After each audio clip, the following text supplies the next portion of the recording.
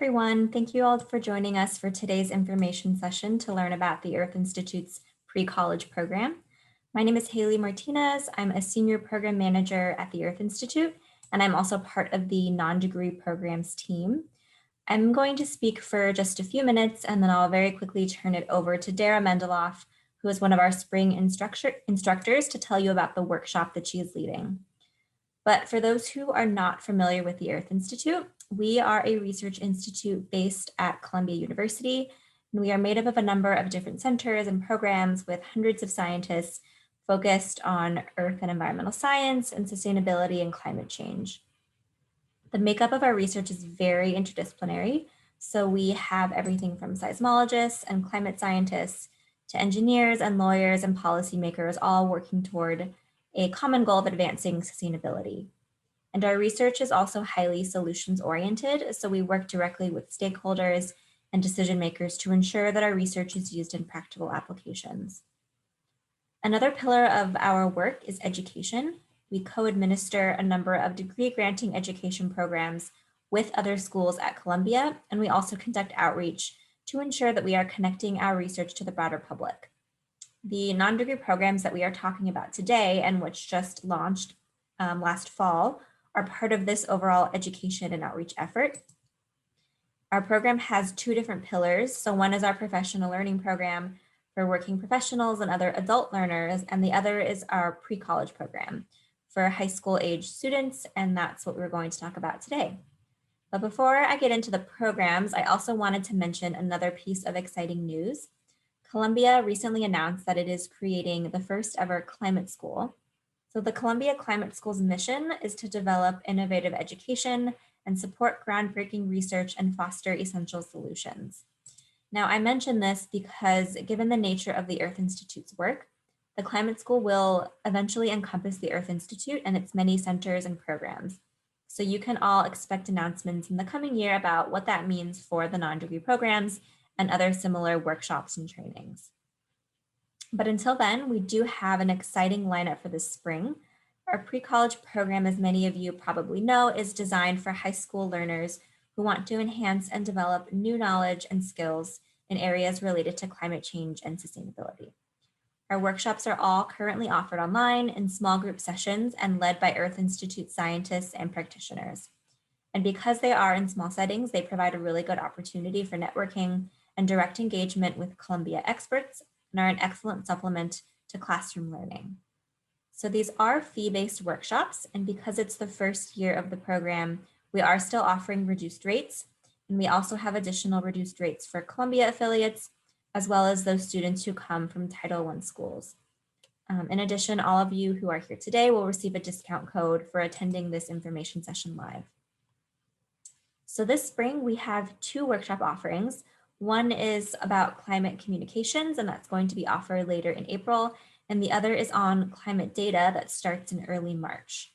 So at this point, I'm pretty much going to stop talking and introduce Dara Mendeloff, who is a senior geographic information specialist and environmental educator. And she is based at the Center for International Earth Science Information Network, which is one of the centers at the Earth Institute. So I'm going to invite Dara to tell you a little bit more about herself and give you an introduction to her workshop, which is called Making Sense of Climate Data. And there will be time for questions, so please feel free to put your questions in the Q&A box at any time, and we'll get to those at the end. But Dara, I'm turning it over to you. Awesome, thank you, Haley. Hi, everybody. Yeah, lots of acronyms going around. I work for Season, not the Four Seasons, but it is this really long organizational name, the Center for International Earth Science Information Network. And you'll find that in climate, in the climate world, in the science world in general, lots of acronyms. So I'm going to try and break that down for you in this workshop so that it isn't overwhelming.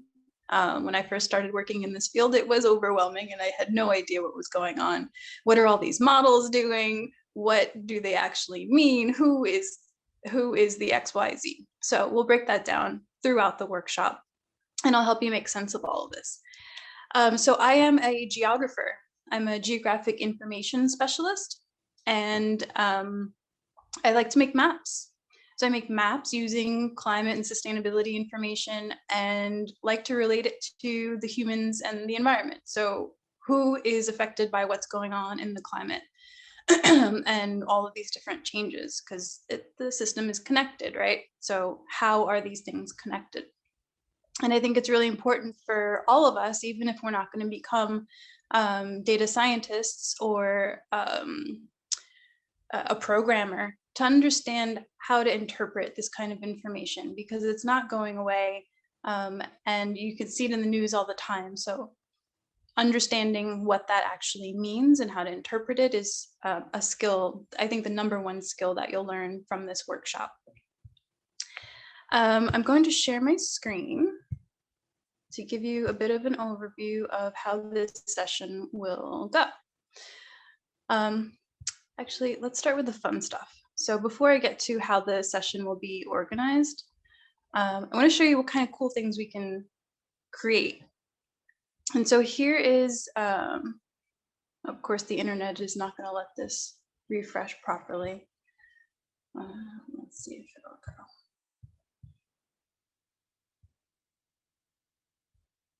Let me see if I can refresh. So what I'm showing you is a presentation showing results from the analysis that we're going to do in one of these sessions, looking at sea level rise and critical infrastructure that may be vulnerable to different sea level rise scenarios. And sea level rise is a really common thing, right? Islands are disappearing, sea level rise is increasing all the time. We hear these numbers like 3 centimeters, 3 meters, 5 feet. But what does that actually mean? What does it look like? So in this example, we're looking at New York City. And these are areas in blue that that will be exposed to sea level rise of 11 inches. But not just the sea level rise, but in collaboration with floodplains, right? So in the year 2020, which is actually years 2020 to 2029, which is now, the 100-year floodplain, which is about a 1% chance of a storm flooding a particular area, gets a little bit complicated. We'll break it down. I have some readings to help interpret what that actually means. But when you combine those two things, these are the areas that are going to be exposed. On the second slide, we're looking at the 500-year floodplain with that same sea level rise of 11 inches in New York City. And you can see there's some expansion. So the difference between the two, if you overlay them, this is the exciting thing about mapping, is that you can overlay different scenarios and visualize the differences and then do some analysis that way. So the lighter the blue, that's the 500-year, and then the darker the blue, that's the 100-year. So you can see that the chance of this area, well, we can get into that later. Let me keep on going.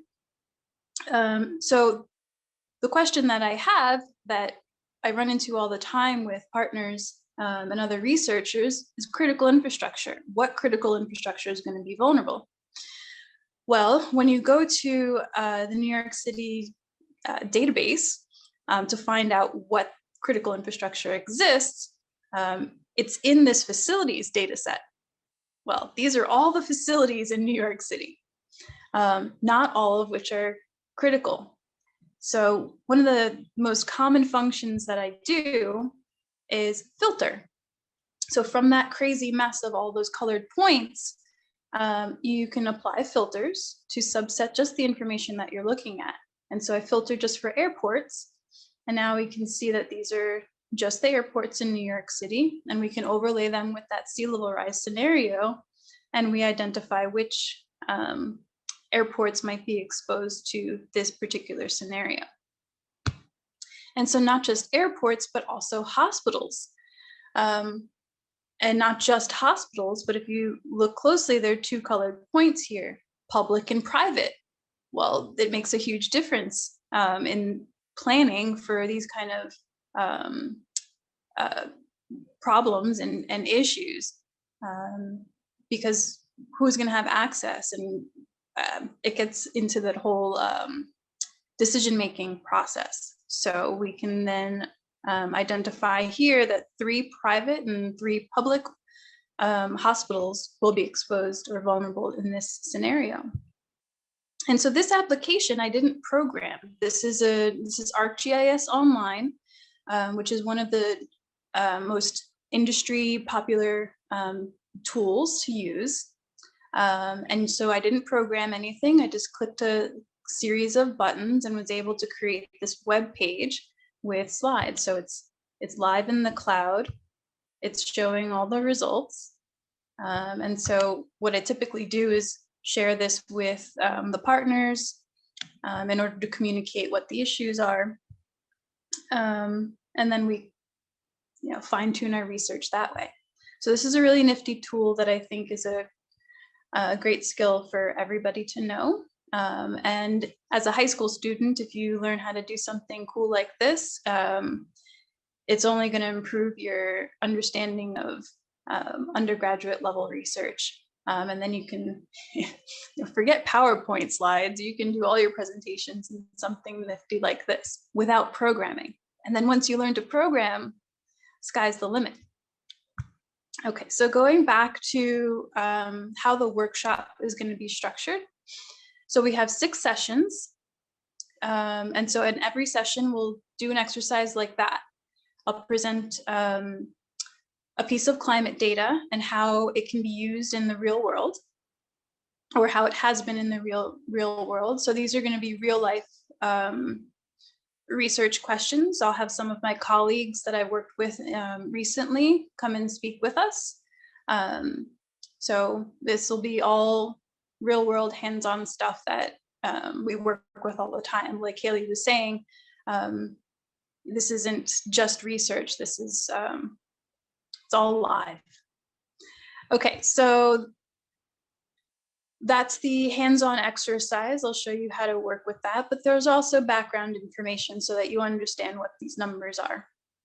So I'll outline session expectations, background on sea level rise and coastal flooding, an overview of where the data comes from. So we'll talk about satellite imagery, we'll talk about observation stations that organizations like NOAA and USGS have out there, and how we combine those information in order to have that map that I was just showing you. And all those other crazy models. We're not going to talk about the models too much, but more of how to make use of that product. We'll talk about the basics between point locations, polygons, raster data, and different formats that you'll run into, CSV, GeoTIFFs, GeoJSON. We'll talk about different languages like R, ArcGIS Online, a little bit of Python, and none of this you'll have to do from the ground up. I'll be providing you with all these examples that we'll walk through together, and then you can fine tune based on your interests, changing a couple of variables. It'll be really fun. And very informative. And the transferable skills that you'll learn, industry standard tools and coding languages, like I just mentioned, visualizing the numbers on a map, right? So sometimes we get a little bit lost in these numbers and predictions and forecasts, but for some of us, like myself, I'm very visual. So like this image down here, this makes more sense to me. If we're talking about sea level rise trends, the bluer the color, you can see the high and the low values on the map a little bit better than a scatter plot. But we'll talk about scatter plots as well, because you can't forget those. Summary statistics. So I mentioned about the hospitals, right? There were 3 private, 3 public. Those are statistics. Those, we can divide by the total number of hospitals and get a percentage easily, which is more useful, especially when comparing against other variables. So we'll talk a little bit about summary stats, and of course how to communicate results. So this is an example session. We'll have the background here, setting the stage for what sea level rise is, where it comes from, how it's related to coastal flooding. So storms like nor'easters or hurricanes often increase the storm surge. And when sea level is rising at the same time, all that water coming in from the ocean inland just increases exponentially. And it also affects different areas differently. So on a global scale, there are numbers, the global mean sea level, but there's also local, like we were just talking about in New York City. So we'll talk about the difference in scale. This is an example of a real life project. We're looking at sea level rise scenarios and wastewater infrastructure. So these are pipelines and manholes. So sewer lines and where the water is flowing underground. Those are very vulnerable, critical infrastructure. So we were working with several communities to identify issues of concern. So we'll talk about some of those projects. We'll talk about what all these charts mean. We'll also learn about Google Earth Engine, which is a super cool tool. A lot of the satellite imagery, all that big data that we hear about, a lot of it is already prepackaged in something like Google Earth Engine, really easy to access, and you can make cool images with a little bit of code and clicking around. I'll show you how to use that tool.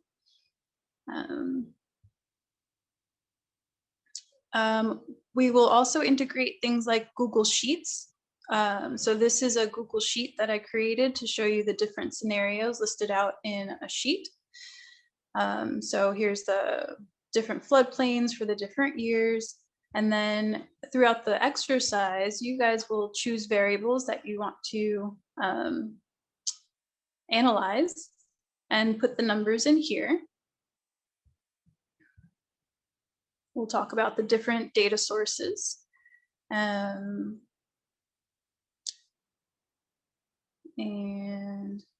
so here's an example of the mapping activity that we would do to produce that presentation I showed you.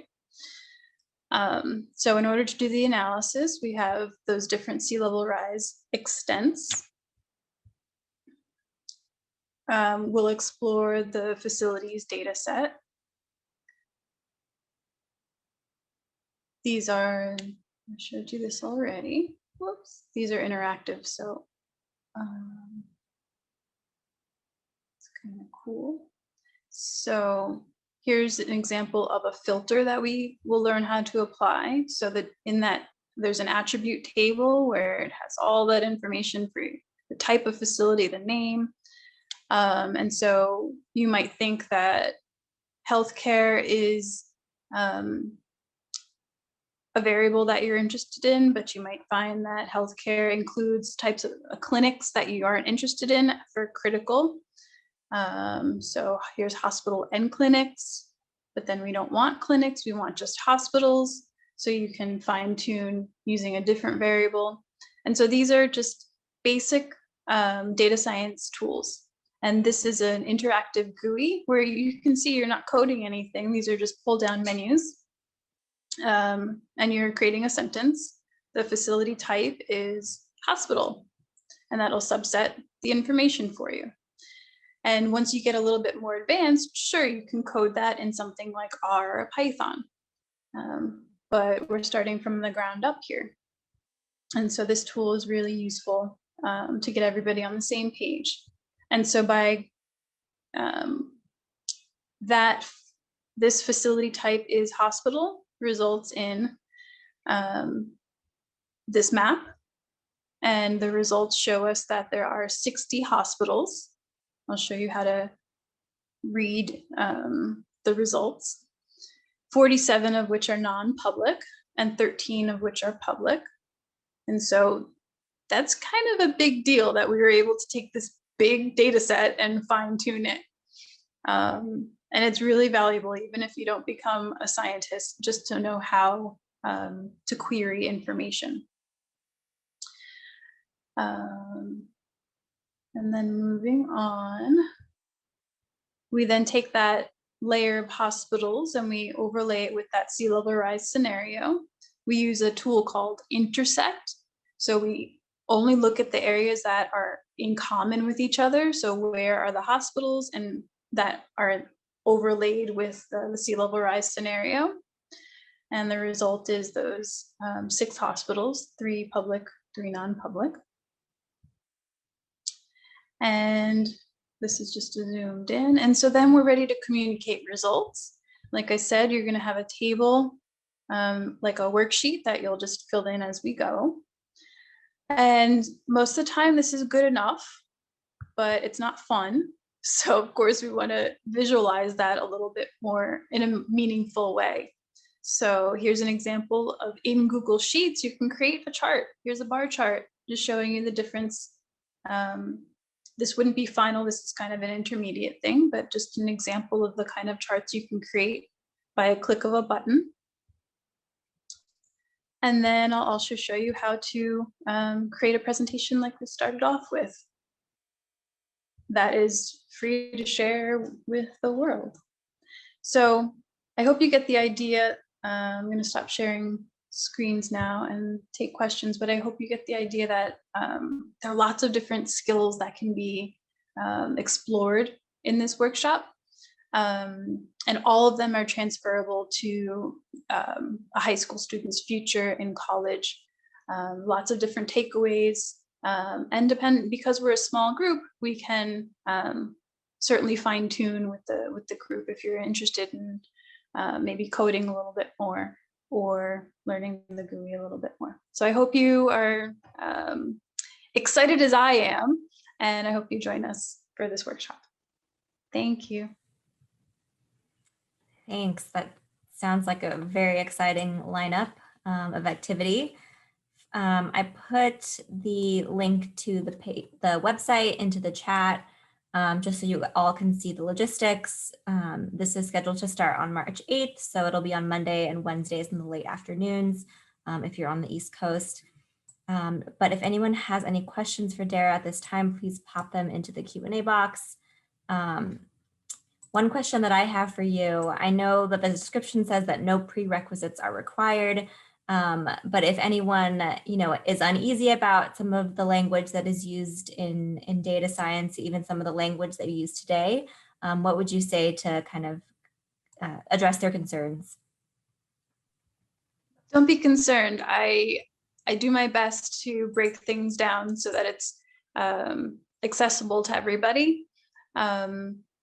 Yeah, don't be intimidated. We'll break things down and we'll make pretty pictures and maps. And as far as you want to go is as far as you'll go. But you'll have these things to take with you. So even if you're in the workshop and you are overwhelmed in that 2.5 hour session, you'll have all this to kind of digest. And so, yeah, don't be intimidated. Good advice. I don't see any other questions at this time, so I just want to remind everyone that next Monday is the deadline to register for this workshop. So I highly advise you do so sooner rather than later if you are interested. But thank you all for joining us here today, and sorry for my barking dog. And thank you, Dara, for— Your dog is excited. I know. As excited as we all are. And thank you for giving us a flavor for what to expect from the workshop. But with that, I think we'll end the session a few minutes early, and please reach out if you have questions. All right. Hope to see you in March. Thanks. Bye.